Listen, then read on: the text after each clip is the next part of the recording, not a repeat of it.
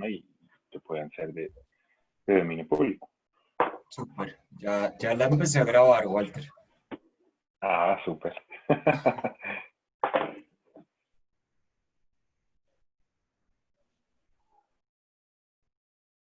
Por la plata, ¿sí? No.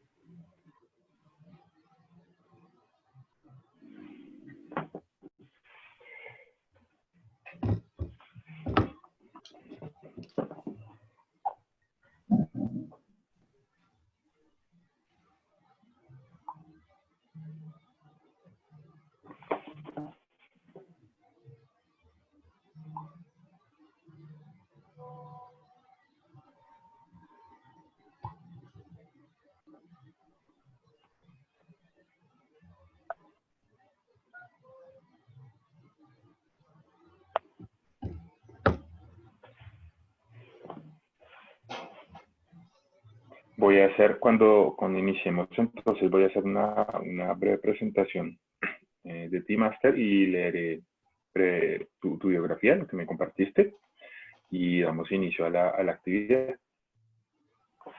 No sé si quieres que a las 10, muchachos, y 10 y 15, no sé si esperamos. Sí, yo creo que 10 podemos empezar, ¿no? Sí, en 2 minutos. Sí, si va llegando gente, la vamos sumando a las actividades. Está bien.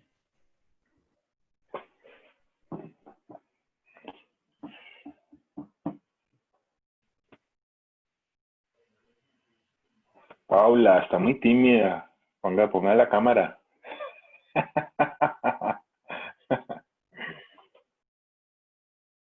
Hola, hola a todos, maestro Andrés.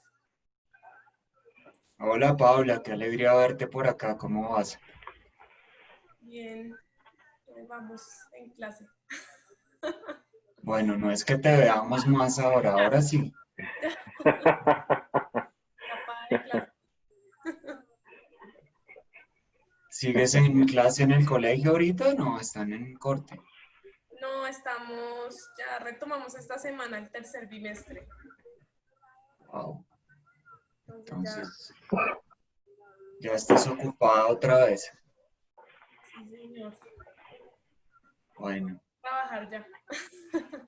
espero enviarte los comentarios del trabajo este fin de semana, ¿ok? Sí, maestro, no hay lío. Ha estado duro este intersemestral. Yo pensé que iba a bajar la marea y ha estado, no, muy pesado. No sé, esto de la virtualidad es Sí, complejo. me imagino. Es horrible, es horrible. Sí, se ha multiplicado mucho el trabajo, ¿no? Es increíble. Sí, Demasiado. bastante. Pero bueno. Hacer una grabación que quede, que uno esté tranquilo, eso es terrible. Se demora uno mucho. Sí. Sí, Pero ese es uno de los comentarios más recurrentes, es como toda esta ansiedad que genera poder grabar con buen nivel de calidad y que quede un producto pues mostrable, ¿no? Incluso en clases con maestros, los estudiantes dicen que es una carga de tensión muy fuerte. sí, la verdad Es sí. así. Bueno, Master, entonces si Bueno. quieres ya pues arrancamos. Sí, hagámosle de una. Bueno, entonces, muy buenas tardes para todos. Bienvenidos una vez más a una de nuestras charlas HomeBeat 2020. Hoy tenemos un grandísimo invitado, el maestro Andrés Samper. Maestro, muchas gracias por estar hoy aquí con nosotros. Muchas gracias, Walter. Un gusto estar acá con este grupo. Muchas gracias por la invitación. Voy a leer rápidamente una biografía del maestro Andrés Samper. Andrés Samper Alveráez realizó sus estudios de guitarra clásica en la Universidad de Quebec, en Montreal. Hizo parte de la Orquesta de Guitarras de Montreal y el dúo de guitarras Hora Cero. Ha realizado presentaciones como solista en varias salas de Colombia y Norteamérica. En 2009 publicó un disco compacto con piezas para guitarra de compositores colombianos. Es especialista en gerencia y gestión cultural de la Universidad del Rosario y magíster en educación de la Pontificia Universidad Javeriana. Es profesor de planta de la Universidad Javeriana, en donde ha formado parte de las cátedras de guitarra, apreciación de la música y educación musical. Ha sido coordinador del programa infantil y juvenil de artes de la Universidad Javeriana y director del departamento de música de esta institución. Ha presentado conferencias y ofrecido talleres de pedagogía musical en Colombia, Argentina, Uruguay, Guatemala y Ecuador. Desde el 2004 dirige el programa de radio Una Guitarra, Mil Mundos, transmitido por la emisora. Se graduó como doctor en educación musical del Instituto de Educación de la Universidad de Londres, bajo la tutoría de la profesora Lucy Green, con una investigación sobre las formas de transmisión del B4 en Colombia. Bueno, maestro, muchas gracias de nuevo y bueno, vamos a dar inicio a la actividad. Muchas gracias por estar ahí con nosotros. Vale, bueno, Walter, un gusto entonces nuevamente, lo digo, estar acá. Me parece muy valioso este espacio que han creado de intercambio alrededor del corno, de la música, de la pedagogía, volviendo este momento que básicamente pues nos ha hecho, ya es la palabra de moda, reinventarnos, pero le han dado la vuelta a la moneda para aprovechar más bien esto de la virtualidad y podernos unir con personas con las que de otra manera probablemente no tendríamos forma de unirnos a ellas, ¿no? Incluidas personas de otros países. Bueno, yo lo que quiero compartirles hoy son algunas ideas relacionadas con el tema pedagógico. Yo no soy cornista, sí soy instrumentista, soy guitarrista y desde allí voy a hablar, desde mi experiencia de músico, guitarrista y pedagogo. Entonces, por supuesto que es un tiempo que se nos va a quedar corto porque el tema de la pedagogía es un tema pues inmenso, pero he elegido un tema muy puntual que es el de las secuencias didácticas, que un poco tiene que ver con cómo organizamos una clase, qué elementos tenemos en cuenta al momento de organizar esa clase, cómo todo esto va a hacerse realidad. Un poco para yo también saber, lastimosamente pues no nos da el tiempo como para que todos se presenten, pero sí quiero hacer como una encuesta muy veloz. Y es que voy a pedirles que levanten la mano aquí como con la ayuda del Zoom. Ustedes pueden levantar la mano en reacciones o va a ser alguna señal. Quienes hayan tenido o estén teniendo actualmente experiencia enseñando música en cualquier esfera, en cualquier dimensión. Entonces, eso, si pueden levantar la mano, yo voy a levantar la mía también. Ok.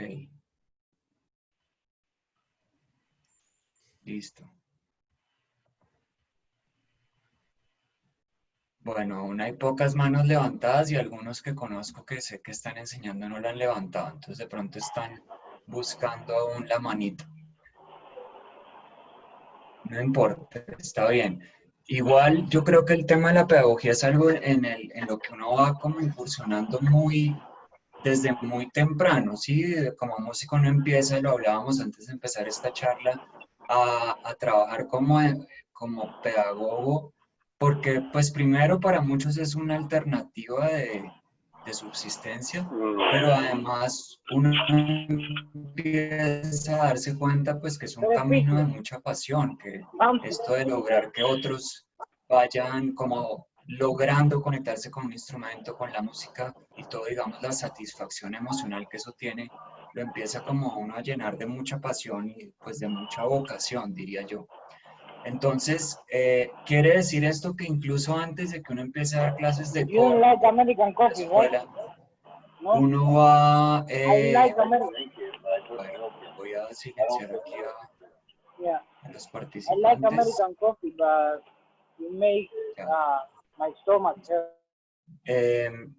Uno incluso empieza a tener experiencias como muy informales, ¿cierto? Como, por ejemplo, enseñándole a un primito, enseñándole a un vecino, y eso pues ya es pedagogía de alguna manera.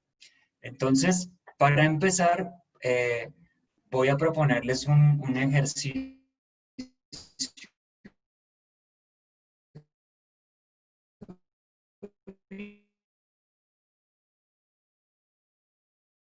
y es que por grupos, yo voy a organizar aquí unos grupos en el Zoom. Vamos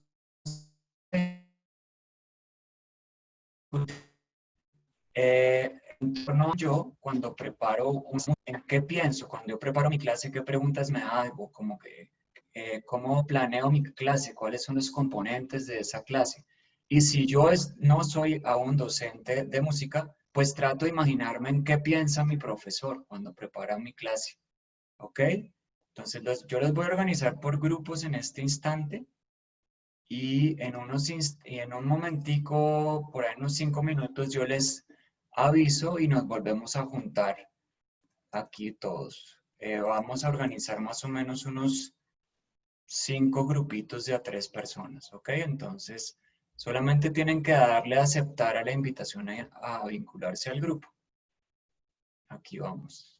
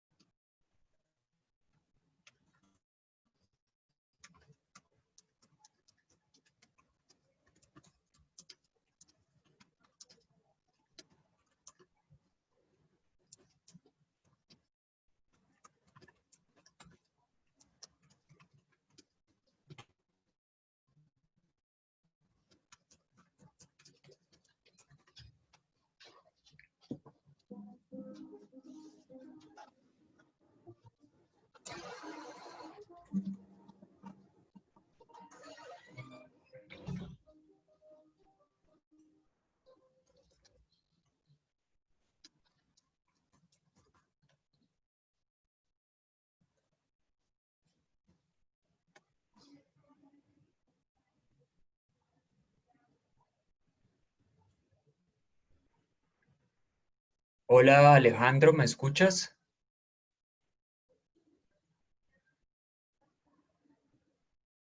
Mauricio, ¿me escuchas?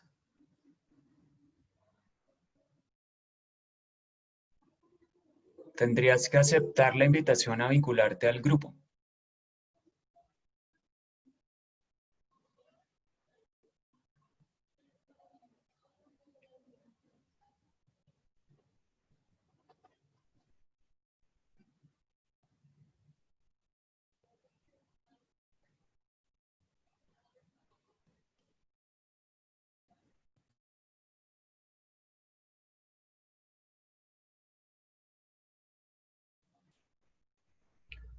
Hola, Laura.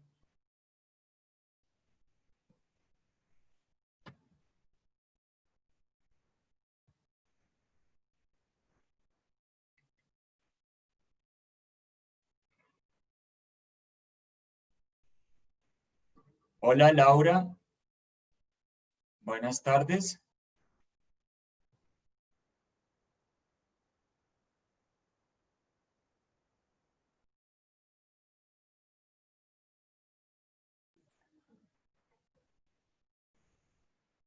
Laura, ¿cómo estás? ¿Me escuchas?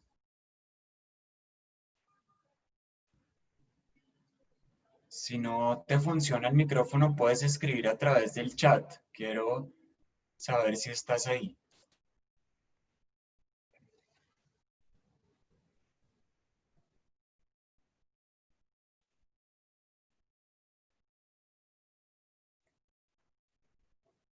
Ok. Mauricio, ¿estás ahí? ¿O Alejandro?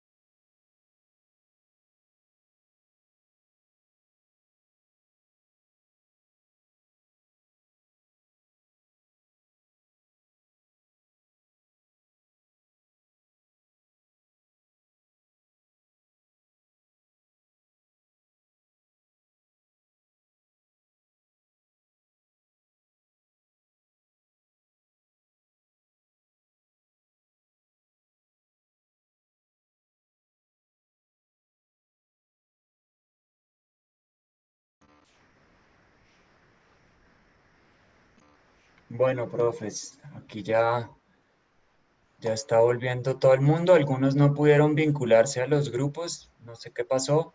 Era un ejercicio muy corto, muy breve, pero bueno, nos servía como punto de partida para esto que les quiero proponer.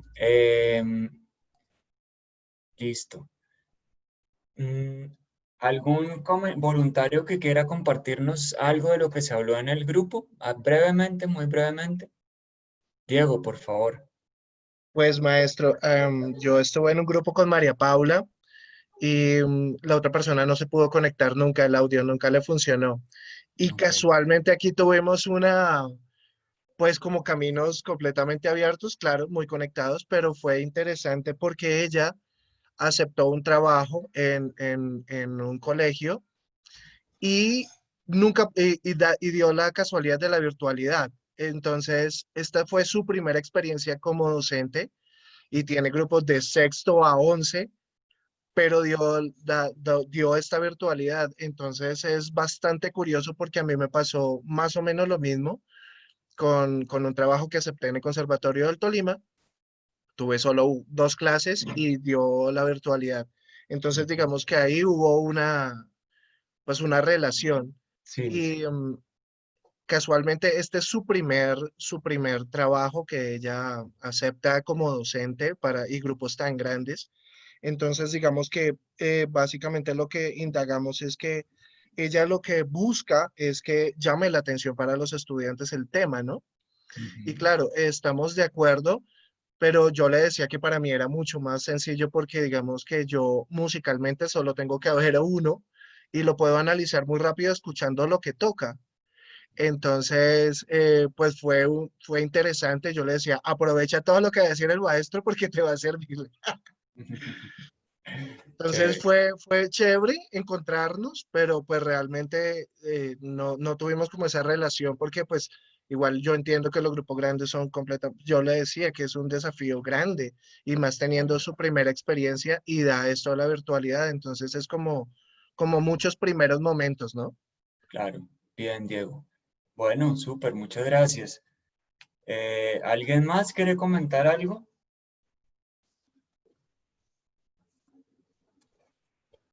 Indira. Susana, ¿quieres? Ah, Indira. Hola, maestro. Bueno, yo estaba en el grupo con Paula Castaño y Gustavo Pinilla. Bueno, igual aquí tenemos situaciones como distintas también. Paula, por ejemplo, me pareció súper genial lo que él me dijo, lo que ella me dijo, lo que ella contó, que fue hacer primero como un diagnóstico del grupo en el que va a ir en cuanto a edad, cantidad de niños, mm, y el lugar creo también, no recuerdo. Pero eso, como un diagnóstico general, y después ya respecto a eso, entonces se pregunta qué contenidos necesitan, qué contenidos puedo ofrecer o puedo entregar a estos niños de esta edad, etcétera, y qué herramientas. Ya busca las herramientas. Yo le comentaba que en mi caso, por ejemplo, yo nunca he trabajado con grupos muy grandes. En mi caso siempre los grupos más grandes en cuanto a iniciación musical han sido de 5 niños, de 4 a 5 niños. Y siempre también en rangos de edades muy, muy restringidos. El tema de iniciación musical siempre lo he hecho con niños desde los 4 a los 10 años. Entonces, cuando llegan nuevos los niños a iniciación musical, la pregunta que yo me hago es, ¿qué habilidades más naturales tiene el niño y qué otras hay que desarrollar más? Entonces también como que hay un pequeño diagnóstico que yo hago personalmente mediante el juego mismo o mediante el aprendizaje de una canción. Y ahí yo empiezo entonces a entender si el niño es afinado o no es afinado, si tiene sentido el ritmo o no lo tiene. Y a partir de eso ya puedo empezar a preparar mejor mis clases. Lo mismo, entonces busco contenidos y herramientas. En el caso de los estudiantes de corno, también tengo que preguntarme qué habilidades tiene de forma natural, ¿cierto? Luego, qué conocimientos tiene, no solamente en el corno, sino a nivel teórico también o a nivel de lenguaje musical, porque a veces recibimos niños, o yo por lo menos tengo niños que inician en el corno, que no leen nada de música, que no conocen nada de música. Y a partir de ahí también tengo obviamente que preparar mis clases diferentes con ellos, ¿cierto? Con los niños que no conocen nada. Entonces ahí tengo que preguntarme, la pregunta sería, ¿cuáles son las herramientas para entregarle al niño lo que le hace falta o lo que necesita a nivel de lenguaje, y a su vez lo que necesita ir aprendiendo en el instrumento? Y luego también ya con los más grandes, que son ya con los que tengo, digamos, un proceso. Entonces la pregunta permanente, diría yo, la pregunta permanente es: ¿qué herramientas necesita mi estudiante para sobreponerse a las dificultades que está teniendo, ya sea a nivel técnica o musical? Y luego Gustavo comentaba que en realidad él también hace un diagnóstico, que él hace también iniciación, y lo mismo, también se pregunta por el tipo de grupo que tiene, cantidad de niños y edades. Eso fue como lo nuestro. Ok. Bueno, no, pues ahí hay ya muchos elementos, ¿verdad? Y quiero como rescatar varios de ellos porque nos van a servir para darle un marco a todo lo que les quiero comentar hoy o compartirles.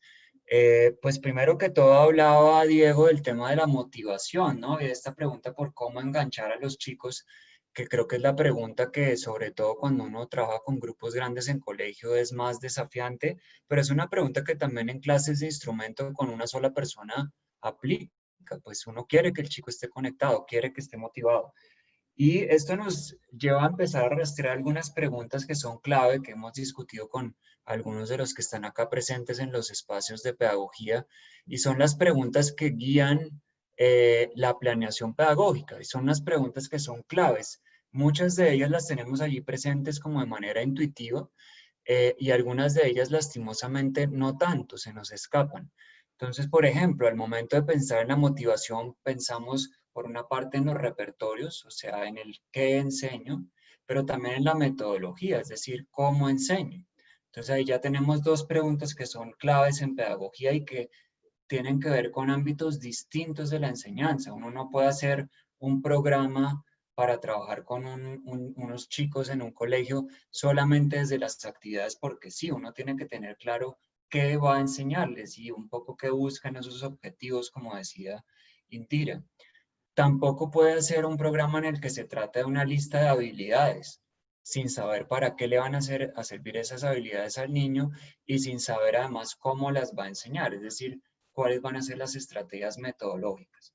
Luego Indira plantea otra pregunta que es clave, súper clave, que a veces lastimosamente también se hace invisible, y es el quién. ¿Sí? ¿Con quién voy a trabajar yo? Estos chicos con los que voy a trabajar, ¿qué tipo de saberes previos traen? ¿Qué tipo de habilidades traen? Pero también de qué contextos vienen. Yo tengo que tener en cuenta que una cosa es trabajar con niños, por ejemplo, en un contexto urbano, y otra cosa es trabajar con niños en un contexto rural, como nos pasa en Bogotá con los proyectos de formación musical. Una cosa es trabajar en Usaquén y otra cosa es trabajar en Cibaté, otra cosa es trabajar en el páramo de Sumapaz, donde aún hay unas veredas que son casco urbano, en fin. Y ese quién tiene que ver entonces también con las edades, como decía Gustavo, tiene que ver con los intereses. Ese niño que llega a mi clase de instrumento, ¿qué músicas oye? ¿Por qué oye esas músicas? ¿Qué tipo de aprendizaje tiene? ¿Es un chico que es más corporal, más físico, al que yo le puedo llegar a través del movimiento y el juego físico? ¿O es un chico un poco más mental, más intelectual? Conocer todas esas dimensiones de la persona son respuestas a esa pregunta por el quién. Uno no puede llegar con currículos abstractos diseñados desde un escritorio a enseñarle a todo el mundo igual y lo mismo, porque cada persona es distinta, cada grupo poblacional es distinto, y un poco tendríamos como instituciones que aprender a adecuarnos a lo que la gente es. Ahora vamos a hablar un poco más de eso. Quizás faltarían aquí 2 o 3 preguntas que también son claves, que no emergieron por lo menos hasta acá, pero seguramente están allí también en el aire, que son por una parte el cuándo. Entonces teníamos el qué, el cómo, el quién, cuándo. Y el cuándo enseño es clave también en términos de la secuencia. ¿Por qué tipo de repertorio empiezo? Dentro de una clase, ¿qué hago primero, por ejemplo, para disponer el ambiente, disponer a los chicos, y qué hago después? ¿Cómo secuencio de lo fácil a lo complejo? Otra pregunta clave es la evaluación. ¿Cómo estoy evaluando estos objetivos que yo tenía de aprendizaje? ¿Cómo los voy a evaluar? ¿Qué tipo de evidencias voy a tener para saber si ese chico realmente está logrando lo que yo quería que lograra? ¿Es una evaluación que yo voy a hacer al final de un periodo o es una evaluación que yo voy a hacer al final de una clase? ¿Es una evaluación procesual que yo estoy haciendo todo el tiempo? Ahora también vamos a hablar un poco de eso. Pero hay una pregunta detrás de todas estas que es la más clave de todas y es la que más se nos escapa, y es ¿para qué enseño? Porque con frecuencia terminamos muy atrapados en diseñar objetivos de aprendizaje muy técnicos. Que el niño aprenda a afinar, que el niño aprenda a tener buen sonido, que tenga una buena columna de aire, que tenga una buena digitación, pero se nos olvida ese valor fundante de la música como expresión artística, y es todo esto es un medio, todo el desarrollo técnico es un medio para algo. ¿Para qué? Para expresar un mundo interior que tiene el joven, que es un mundo emocional, un mundo lleno de imágenes, de experiencias, de vivencias, de música también, y en ese proceso de expresar ese mundo interior, alcanzar experiencias cada vez más ricas y profundas de disfrute. A veces terminamos sacrificando mucho el disfrute e incluso el cuerpo, si pensamos en todos los casos de tendinitis, dolores, tensiones que vamos viendo en nuestro medio, por lograr un dominio técnico sin ni siquiera saber para qué es ese dominio técnico. Y es algo que puede sonar obvio acá, pero que se nos escapa con frecuencia, sobre todo en la formación musical a nivel superior. Se nos volvemos tan obsesivos con el buen sonido, la buena técnica, el sonido limpio, la ejecución limpia, el virtuosismo, que se nos olvida que todo eso tiene un fin expresivo, un fin que es emocional y que debe ser cuidado con el mismo esmero y rigor con el que se cuida el desarrollo técnico. Entonces eso nos presenta un desafío como educadores musicales muy grande porque no es tan fácil, sobre todo si a veces empieza a reñir un poco lo que nos pide, por ejemplo, la institución en términos de resultados, con lo que ese chico va logrando hacer, su propia madurez musical, etc. Entonces quería dejar eso como marco, digamos, de entrada para hablarles de algo que les voy a hablar a continuación, y esa es la idea de secuencia didáctica. Yo he preparado una pequeña presentación que les voy a compartir como para que tengan claridad frente a lo que voy compartiendo con ustedes. Y cuando termine, pues voy a dejar un espacio para que podamos discutir si hay preguntas, comentarios. Así es que bueno, hoy voy a compartir la diapositiva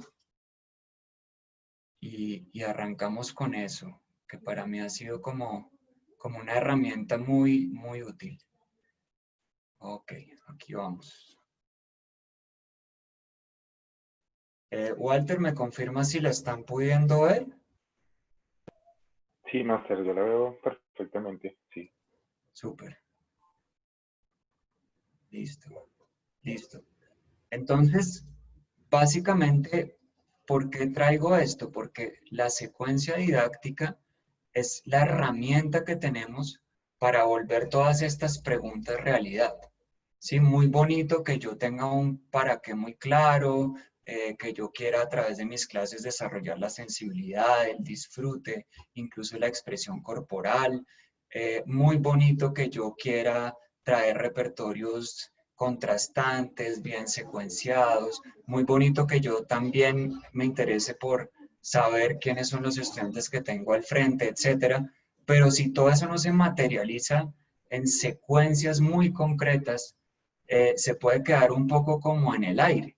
Y al mismo tiempo, el hecho de tener una secuencia como la que les voy a proponer nos hace ser mucho más enfocados en términos de lo que queremos. Entonces, ¿qué es una secuencia didáctica? Básicamente una secuencia didáctica es una estructura. Una estructura que se compone de una serie de actividades de aprendizaje. Una secuencia didáctica puede durar una clase, puede durar un trimestre, puede durar un año, puede durar un ciclo formativo profesional. Es decir, puede ser una secuencia corta o puede ser una secuencia larga. Lo primero es que la primera característica de una secuencia didáctica es que tiene un orden interno, que tiene cierta lógica y cierta coherencia. Pensemos en una clase. Una clase en este sentido, según este tipo de pensamiento, tendría una apertura, un desarrollo y un cierre, que va orientando la manera como planeamos esa clase.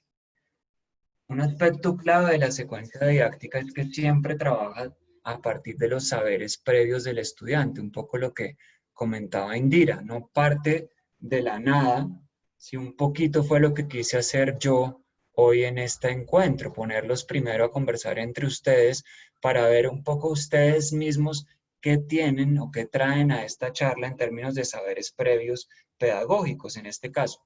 Pero en la clase con un chico de corno, pues nos interesa también saber desde aspectos técnicos, cómo está él manejando su sonido, cómo está manejando su aparato físico para producir ese sonido, pero también nos interesa saber un poco más qué tipo de música se escucha él, para conocerlo mejor, quizás porque además va a ser interesante y en términos motivacionales dar algún lugar a esas músicas que él conoce y que escucha, por ejemplo, haciendo pequeños arreglos para engancharlo a medida que vamos avanzando. Pero también puede ser interesante saber algo de su contexto familiar, cómo es su grupo familiar, cómo es su casa, cómo es la relación que hay con el arte en su casa, e incluso de a poco, aunque son cosas pues un poco más delicadas y sensibles, cómo es su relación con su familia, con sus padres, con sus hermanos. Muchas veces las dificultades musicales que encontramos, o incluso técnicas, tienen que ver no tanto con una falencia en términos del trabajo duro y asiduo, sino por ejemplo con problemas emocionales, con bloqueos, y todo eso es algo que estamos llamados a conocer como maestros. Por otra parte, es una secuencia que trabaja sobre situaciones problemáticas, lo llamamos en pedagogía, o sobre preguntas que buscan promover básicamente el autoaprendizaje. ¿Qué quiere decir eso? Que no trabaja a partir, digamos, ni de dar recetas. ¿Sí? Yo te voy a dar la receta para que el sonido te funcione bien. Siempre te doy la receta para que resuelvas este pasaje técnico. Más bien trabaja desde la pregunta. Ah, bueno, dime tú, si tienes este pasaje con esta secuencia de compases, ¿cómo harías tú el fraseo? Muéstrame 3 formas distintas de frasear eso. Muéstrame 3 formas distintas de hacer una digitación con eso. En ese sentido, es más bien una invitación a que el estudiante vaya explorando y encontrando sus propias respuestas. Y por lo mismo son contextos reales, no abstractos. Entonces estas secuencias didácticas privilegian el trabajo de habilidades situadas musicalmente, ¿sí? Sabemos que la técnica es fundamental, pero digamos que hay a veces como un exceso, un poco de neurosis en términos de darle demasiado espacio a la técnica por la técnica completamente desligada de un contexto musical. Y no es que no sea necesario, vale la pena hacer las escalas, vale la pena hacer arpegios, pero en la medida en que eso no se conecte de manera real con contextos musicales del repertorio, termina siendo no solamente algo que puede ser impertinente, sino que puede ir desgastando mucho el proceso con los estudiantes que empiezan a aburrirse, porque yo que llevo aquí 6 meses haciendo sonidos al aire y no he hecho la primera frase musical, algo así, pues no puede suceder. Bueno, les voy a mostrar aquí un ejemplo de un formato de una secuencia didáctica que después les voy a compartir ahí a través del chat. Seguramente se parece a formatos que ustedes mismos ya han manejado, pero que va a ilustrar un poco, a iluminar los componentes de lo que sigue en esta charla. ¿Me confirmas, Walter, si ahí se ve la secuencia? Sí, máster, perfecto. Ok, listo. Entonces, bueno, esto es pensando en diseñar una pequeña clase de 20 minutos. Y los puntos, fíjense, entonces primero es cuál es el nombre o tema. Bueno, yo en esta secuencia, ¿qué quiero trabajar? Quiero trabajar la columna de aire. ¿Qué aprendizajes esperados? Entonces fíjense que aquí ya nos aparecen 3 niveles distintos. Un aprendizaje de tipo práctico, que es en este caso, por ejemplo, el dominio de la columna de aire, que está asociado a toda una disposición también práctica de conocimiento y postura, de musculatura, de tono muscular, etc. Pero también un aprendizaje actitudinal, o sea, además de yo trabajar hoy la columna de aire con estos chicos, ¿qué más quiero en términos actitudinales? Quiero que estén motivados, quiero que haya en alguna medida una conexión de disfrute con la experiencia. Quiero incluso que mi clase sea un lugar donde ellos aprenden a escucharse y a tratarse bien.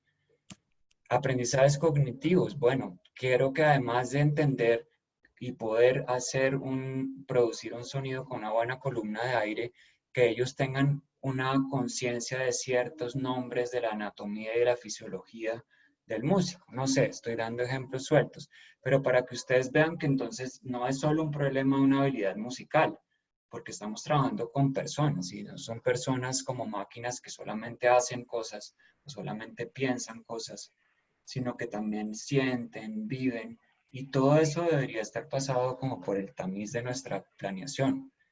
Maestro, Esto, discúlpeme un segundito, es que no se puede ver el formato, no, me están diciendo que no lo ven todos, que no, o sea, solo está una ok, imagen que dice ejemplo de formato de secuencia didáctica, no sé si hay algo más.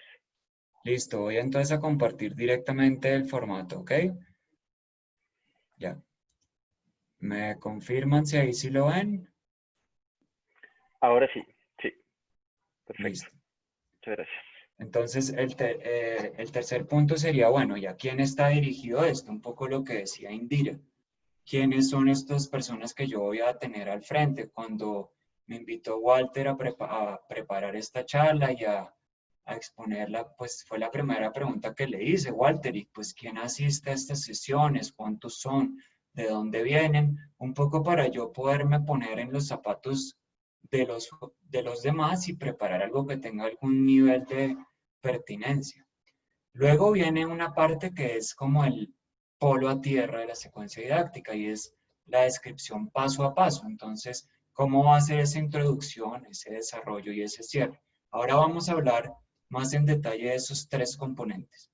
Y finalmente, pues tanto los recursos que yo voy a necesitar usar, instrumentos, equipos, tablero, discografía, etcétera, como las estrategias de evaluación. La evaluación es clave porque es lo que me permite saber si sí realmente se logró esto que yo proponía en el punto 2, los aprendizajes esperados. Porque todo esto del 1 al 5 puede ser muy bonito, pero si no le dejó nada a los estudiantes en términos de lo que yo quería, o más bien otra cosa distinta de lo que yo quería, pues no hice mucho. Voy a volver aquí a la presentación. Ahora después les comparto el formato. Listo.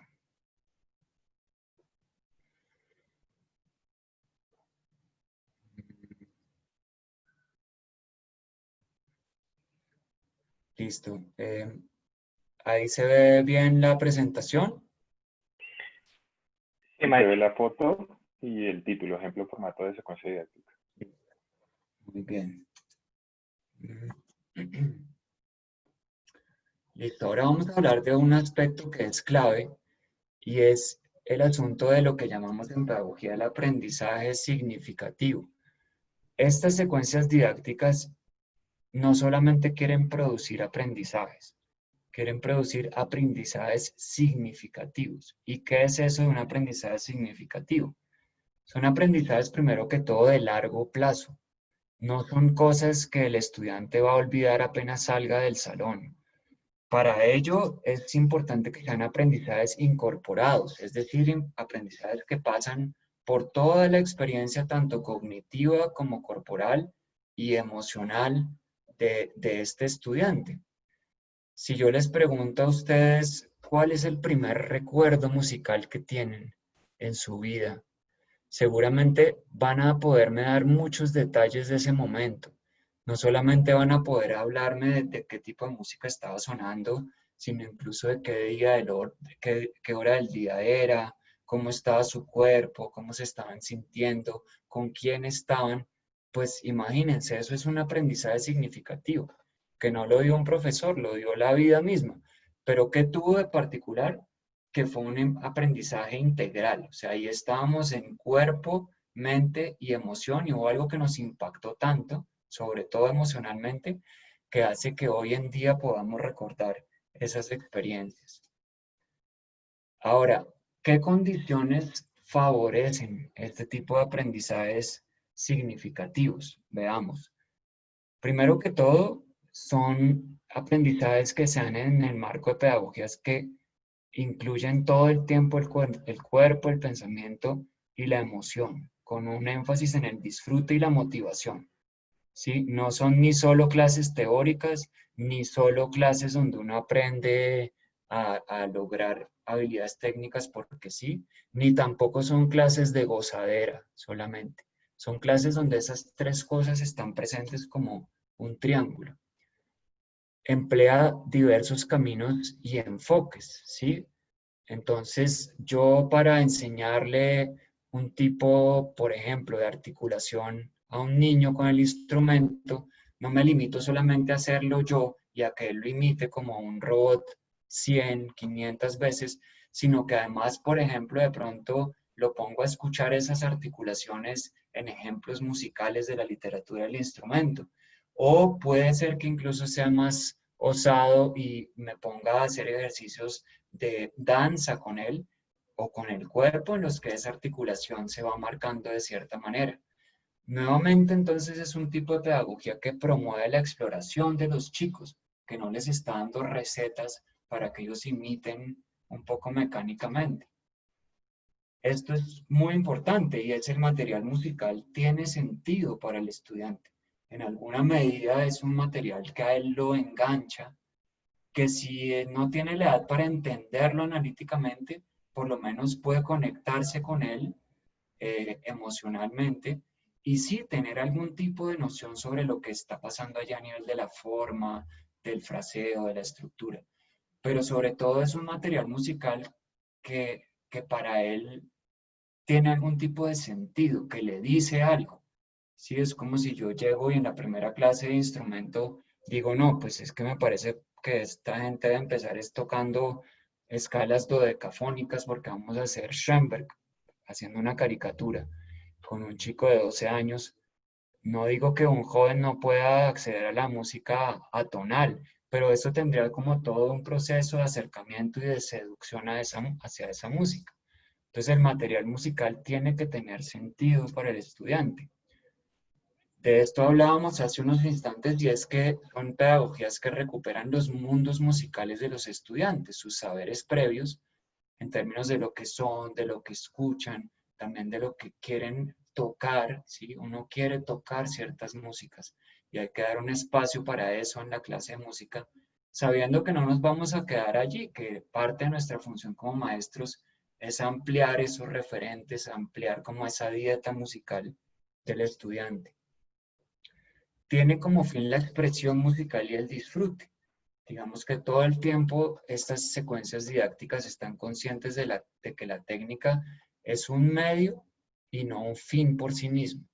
Y esto es algo sobre lo que no me canso de insistir porque veo sobre todo en la formación instrumental que con frecuencia se olvida en el deseo de lograr ese dominio técnico, esa velocidad, esa pureza en el sonido, todo esto de lo que hemos hablado, se nos olvida la expresión y la conexión emocional con el repertorio.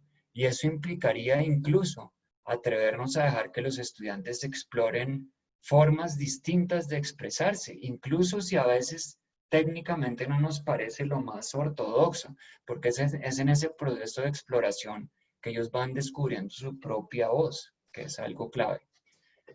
Y aquí hay otro elemento que también me parece súper importante, sobre todo para la formación instrumental, y es otro triángulo.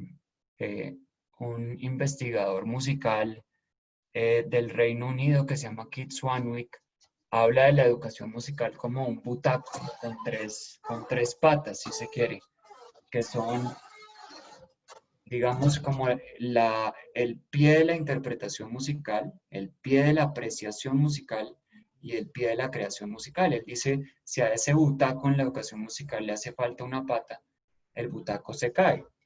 Y fíjense cómo yo mismo lo puedo decir como profesor de instrumento, con mucha frecuencia nos quedamos solamente con una pata del butaco, la pata de la interpretación, porque somos intérpretes y se ha creado esta idea de que la interpretación está separada de la composición, como esta fragmentación tan grande que hay de los roles del músico. Pero podríamos ser mucho más audaces en términos de traer a la clase de instrumento experiencias de apreciación musical, escuchar la literatura del instrumento, averiguar con el chico sobre los contextos socioculturales que dan orígenes a estas músicas, generar proyectos de creación, ¿sí? Improvisar con el instrumento, ponerlos a ellos a crear pequeñas piezas a partir del material musical de las piezas que ellos están tocando.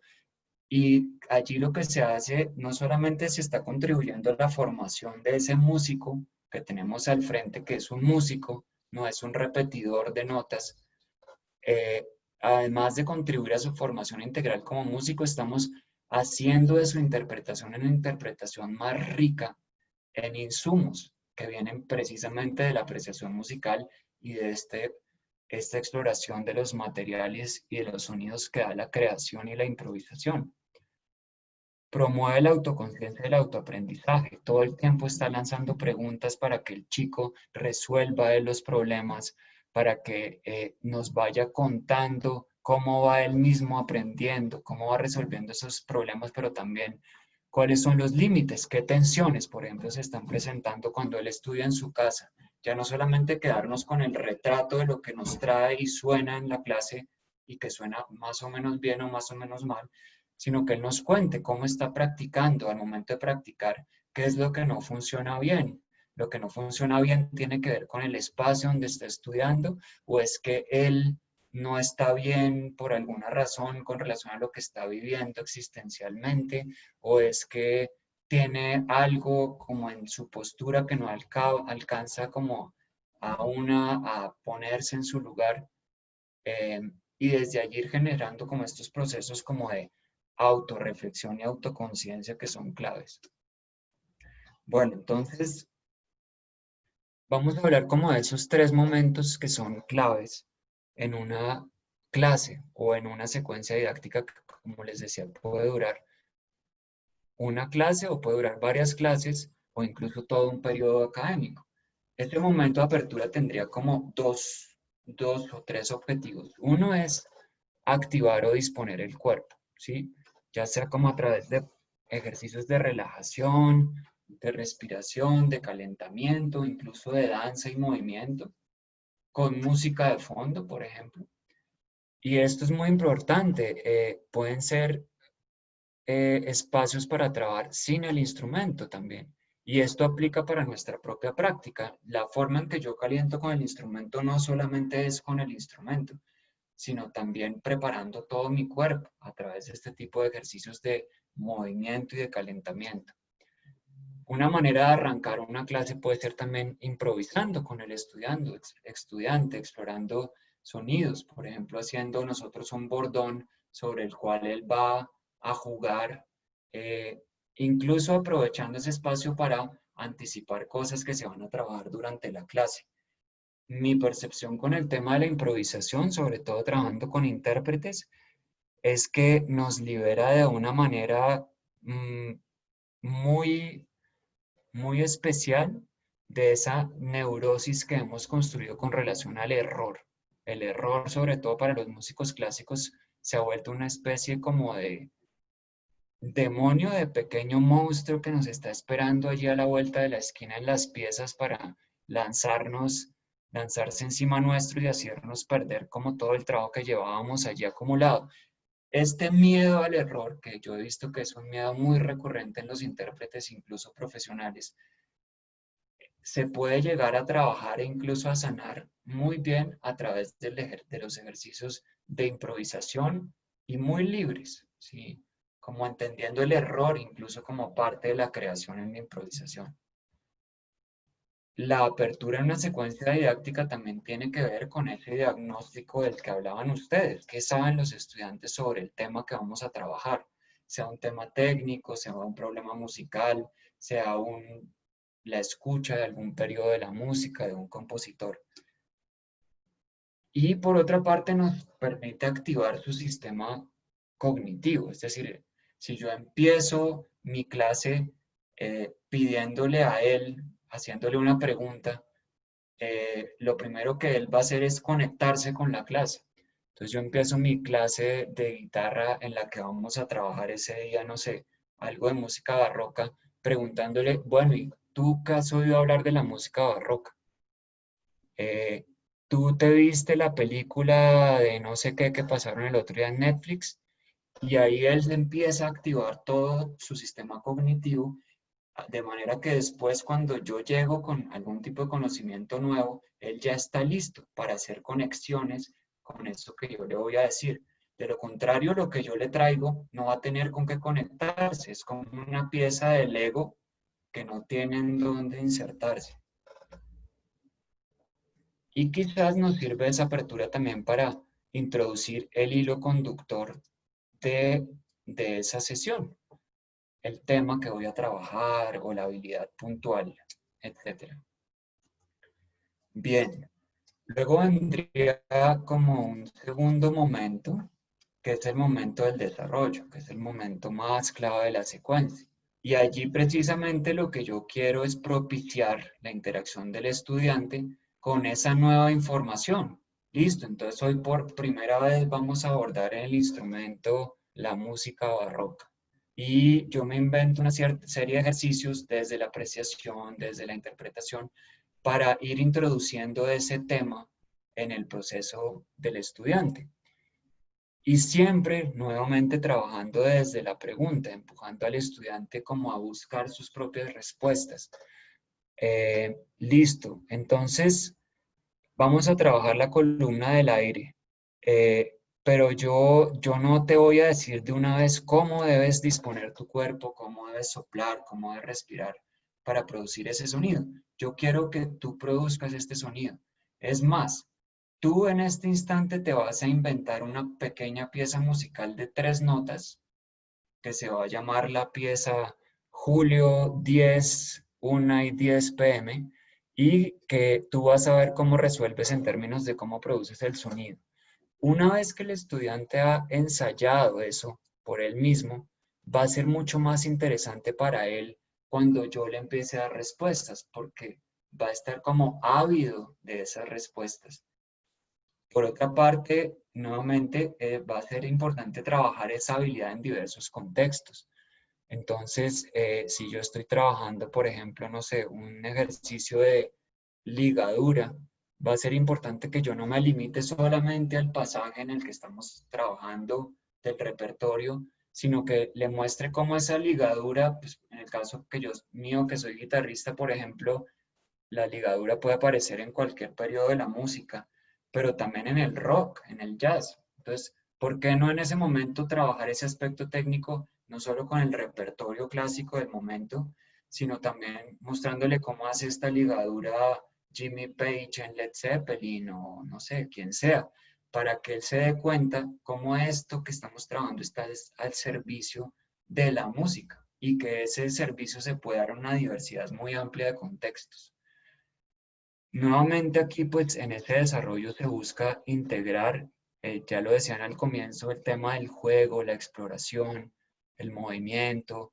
¿Por qué me tengo que limitar yo solamente a trabajar con el instrumento cuando me estoy aprendiendo una pieza nueva de X compositor? ¿Por qué no puedo dejar el instrumento un rato al lado y, por ejemplo, caminar con el estudiante el fraseo, para que él entienda el fraseo con el desplazamiento de su cuerpo?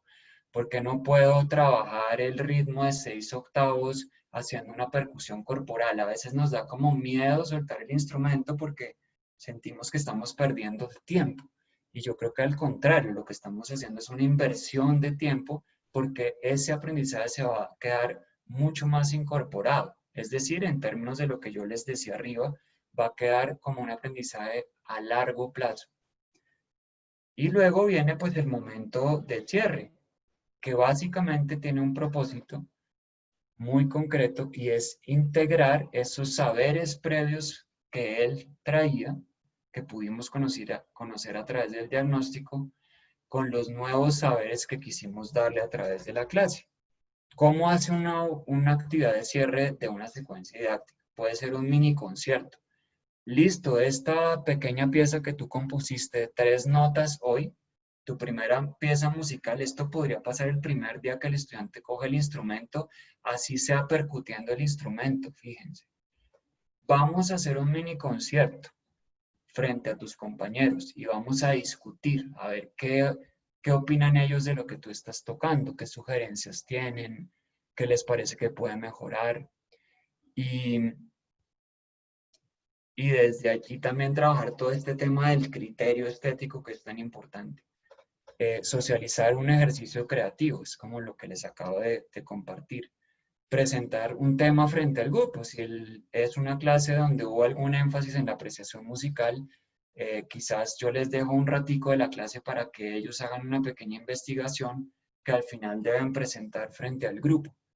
¿Por qué no cerrar la sesión entonces como la iniciamos, con una improvisación colectiva, con los parámetros que queramos? Puede ser que el parámetro sea solamente ese tipo de articulación que queríamos trabajar ese día y que a partir de esa improvisación o de ese 6/8 o de lo que sea que hayamos estado trabajando, realicemos un juego improvisatorio.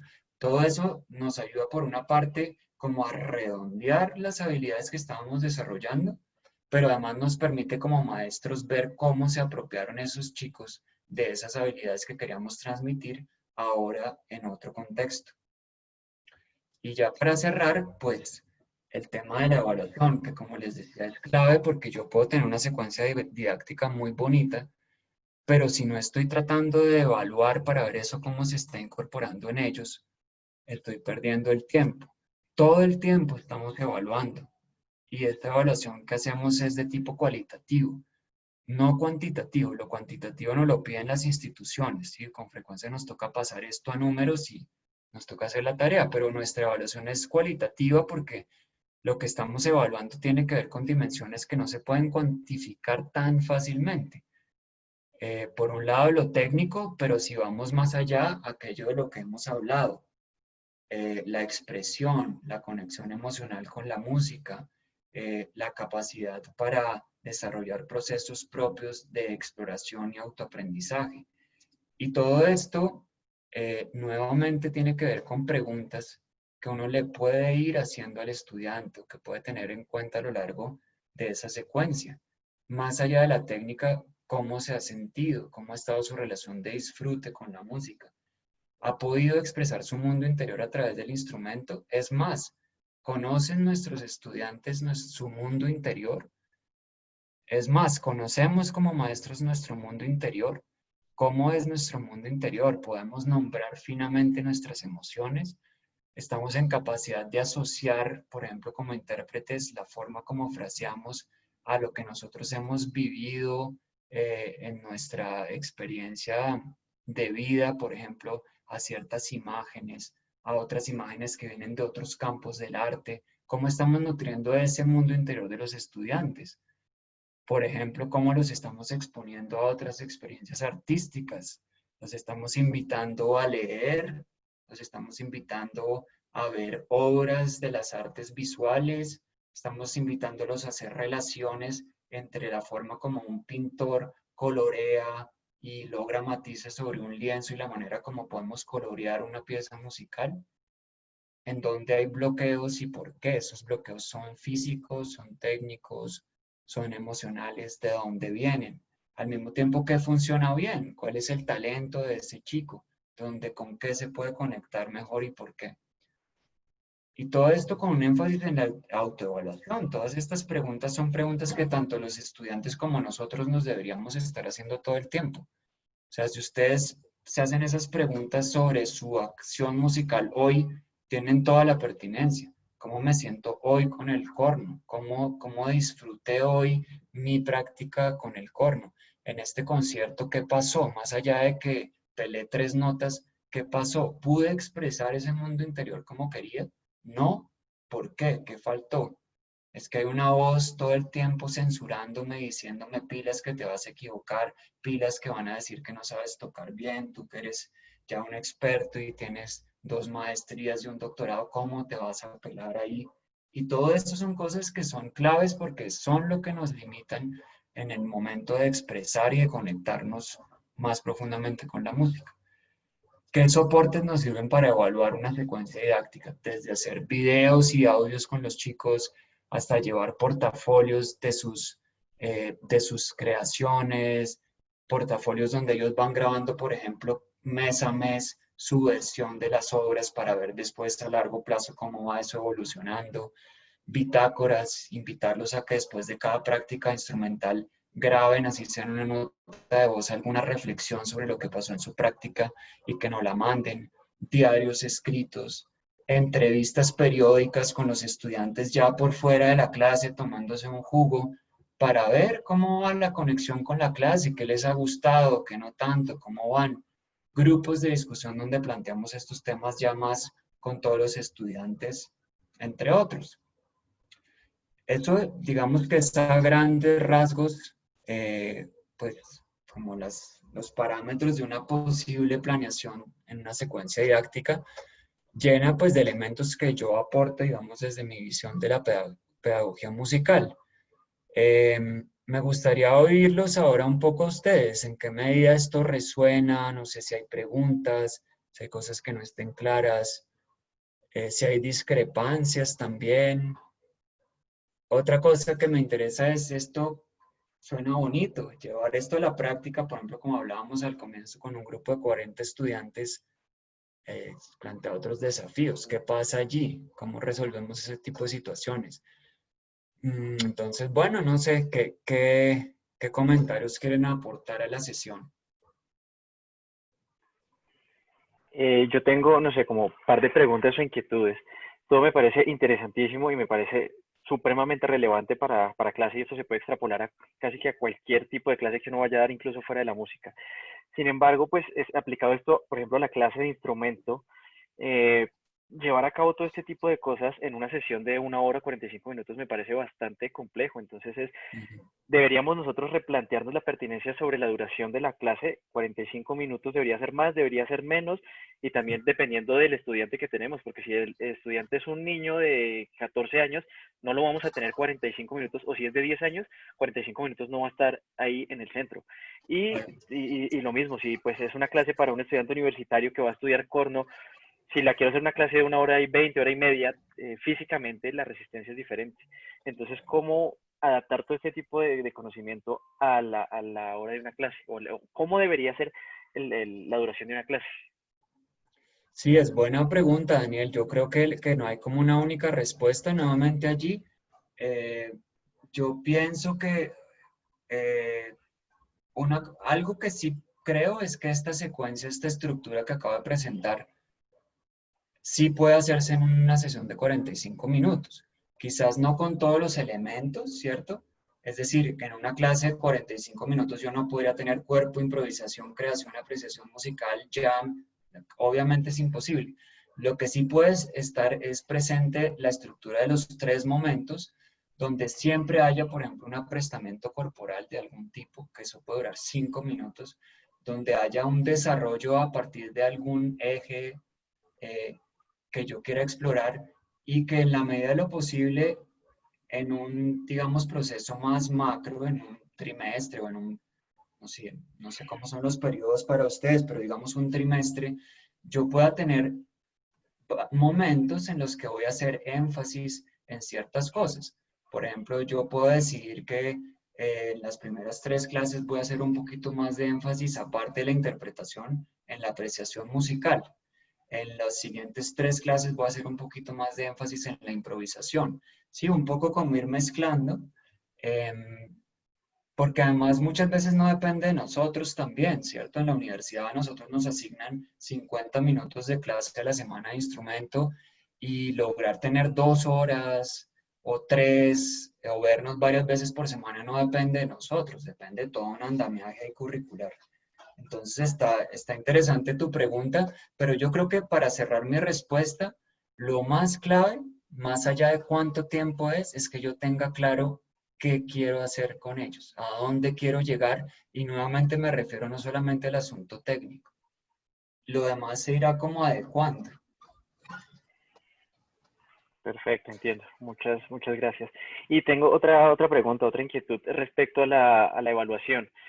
Hablas mucho siempre de la conexión emocional y aquí en Colombia tenemos una conexión emocional a la evaluación bastante negativa, porque la evaluación siempre está ligada a la calificación. Y si no es 10 o 5, no sé cómo se está calificando ahora, no sirve, no funciona. 4, ¿por qué no? ¿Por qué no fue? Entonces, está ligado eso a nosotros como docentes, pero también al estudiante. Y al momento en el que se le habla de evaluación, hacemos una evaluación o autoevaluación, hay un choque mental inmediato sobre no, porque siempre va a haber algo, siempre hay un juicio de valor sobre lo que está negativamente.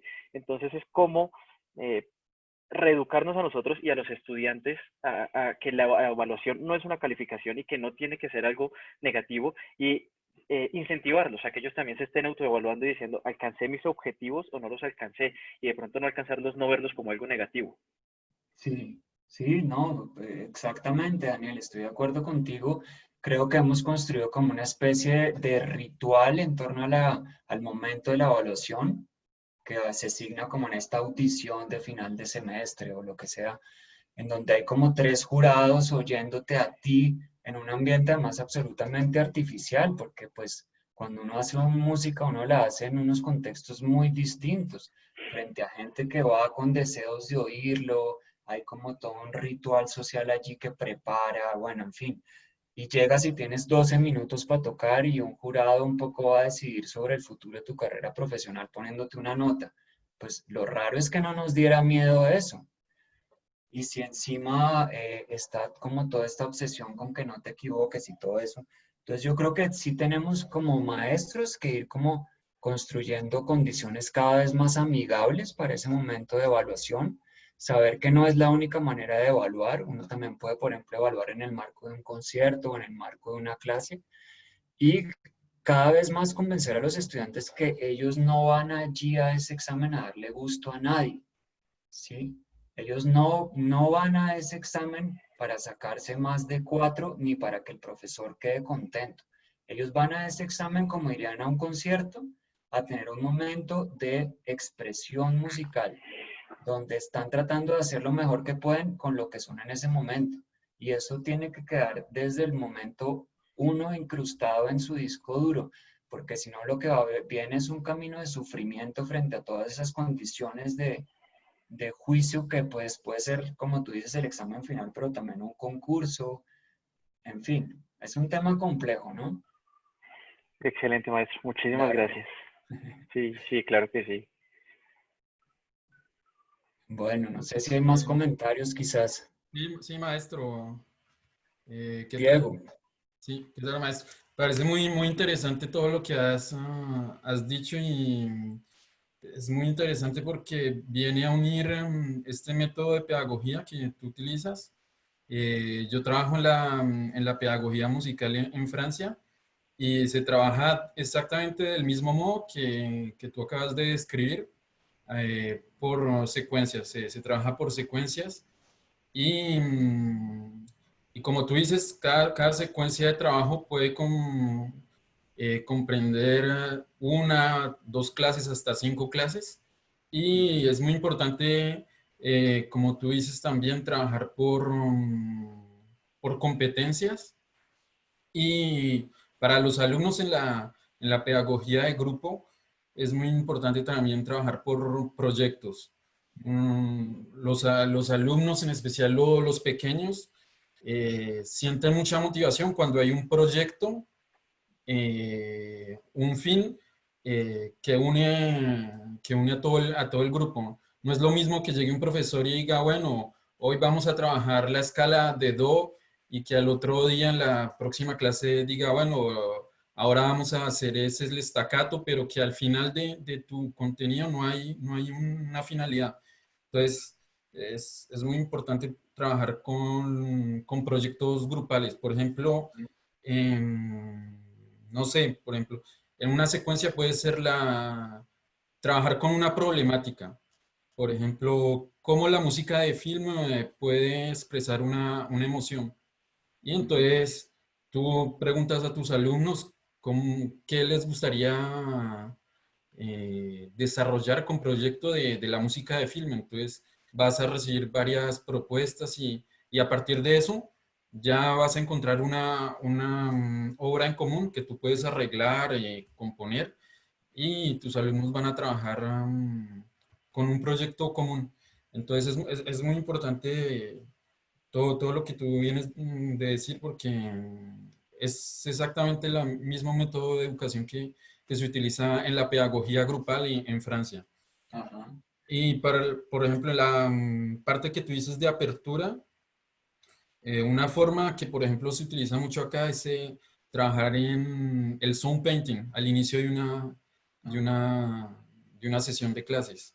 Porque acá en Francia, cuando se trabaja las clases grupales, son los miércoles, que los miércoles los niños no tienen clase, y entonces vienen a tomar la clase de música en las tardes. Y en las tardes llegan un poco cansados porque por la mañana han hecho deporte, etcétera.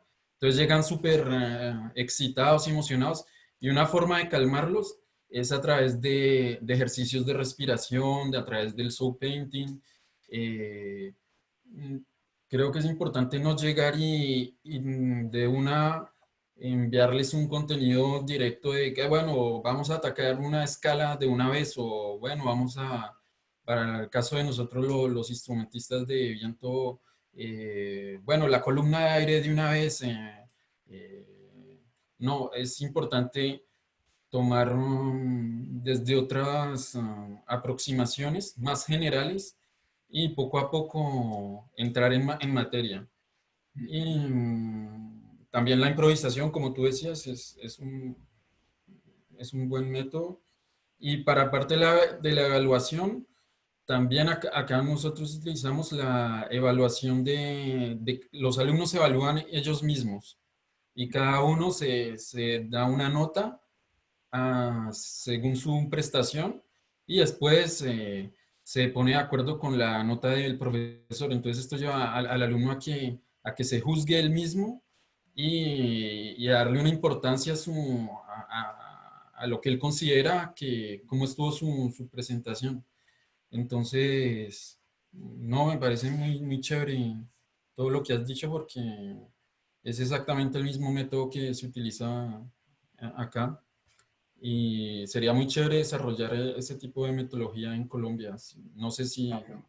Sí, sí, Diego, yo pues complementando lo que dices, yo lo que percibo es que esta es una forma de trabajar que se ha desarrollado mucho en el trabajo de iniciación musical, ¿no? Todo lo que hicieron en su momento Orff, Dalcroze, Kodály, toda esta gente iba mucho en esta perspectiva.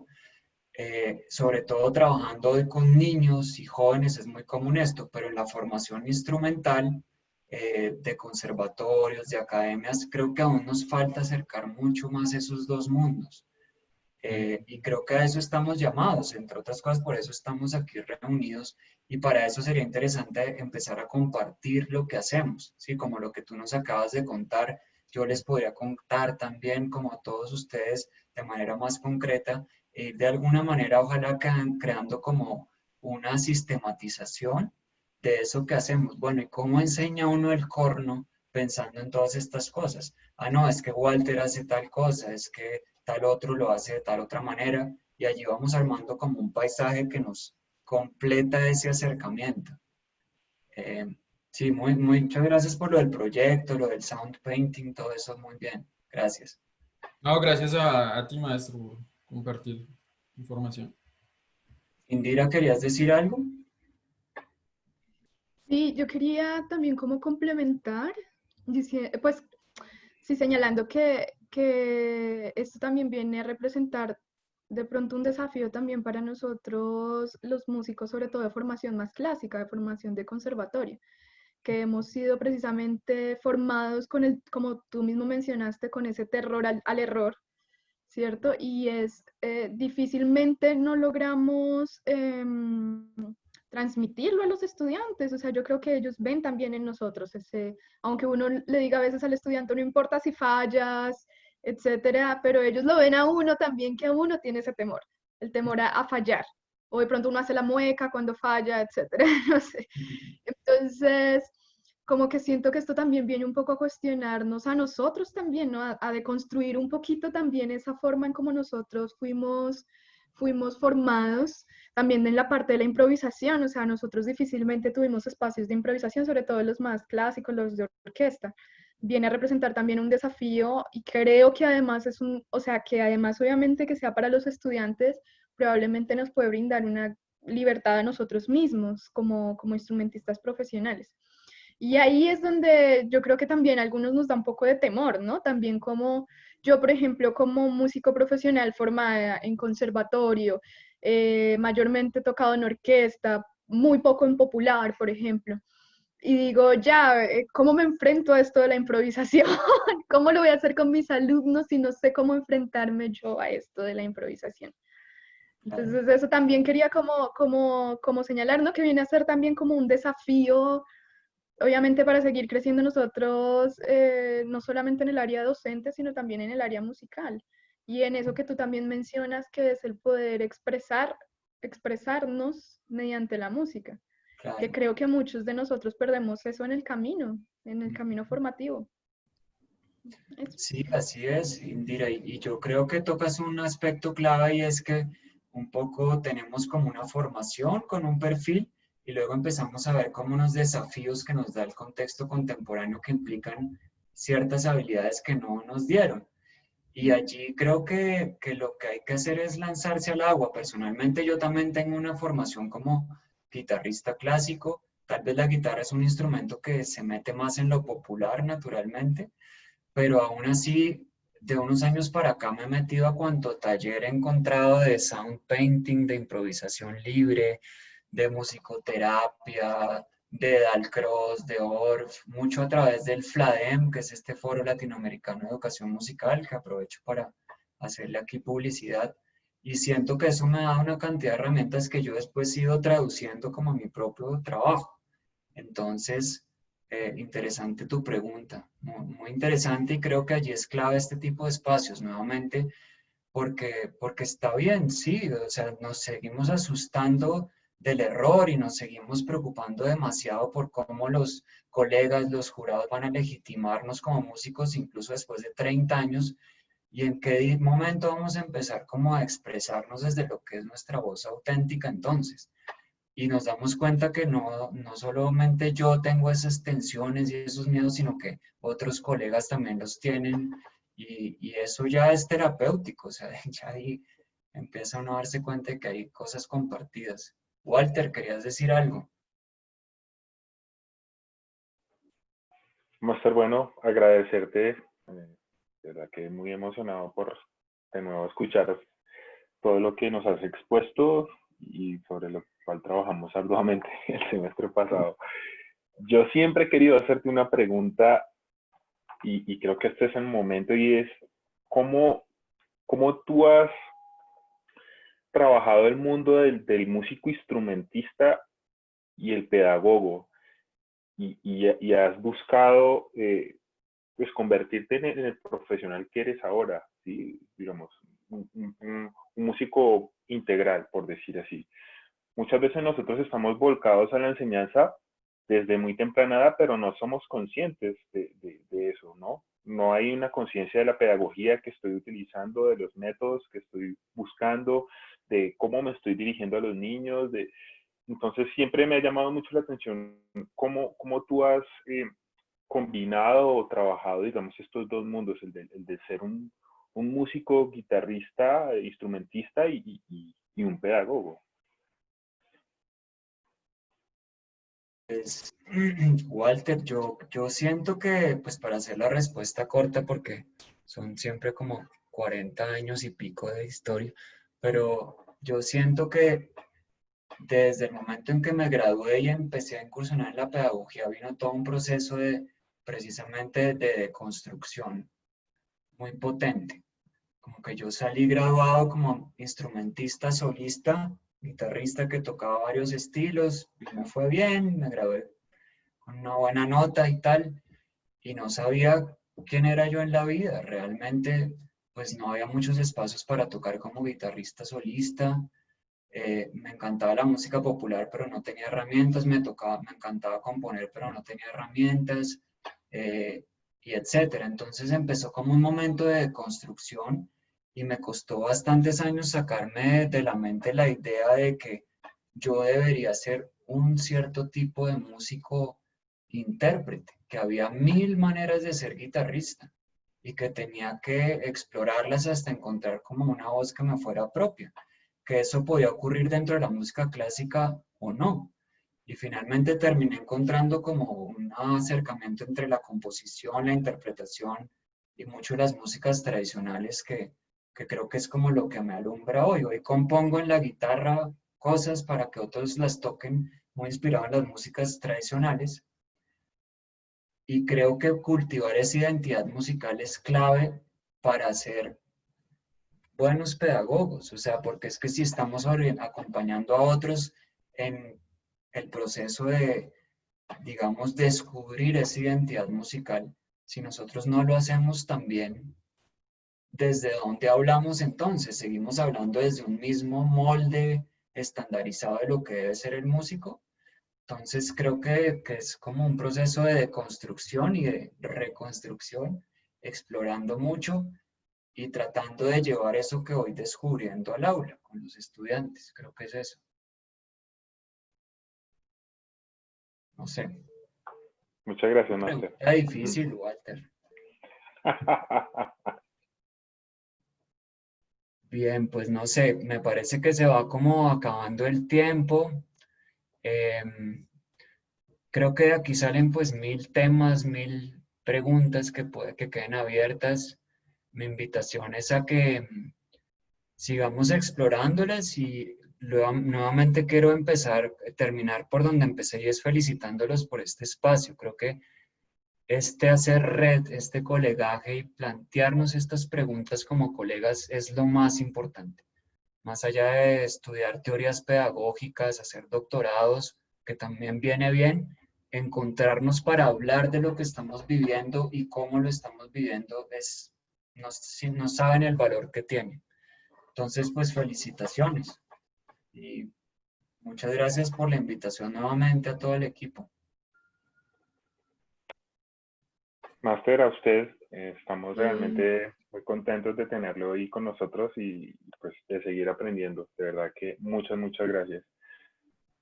Bueno, Sí, maestro, Muchísimas gracias, maestra. De verdad, Yo. información muy valiosa.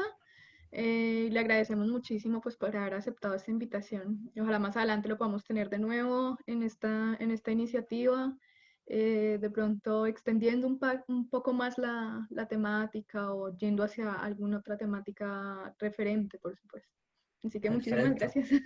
Cuando quieran, ahí estoy disponible. Muchísimas gracias, maestro. Un abrazo para todos. Por ahí hay gente que Gracias, maestro. Nos vemos Gracias a pronto. todos. Hasta luego. Muchas gracias. Chao.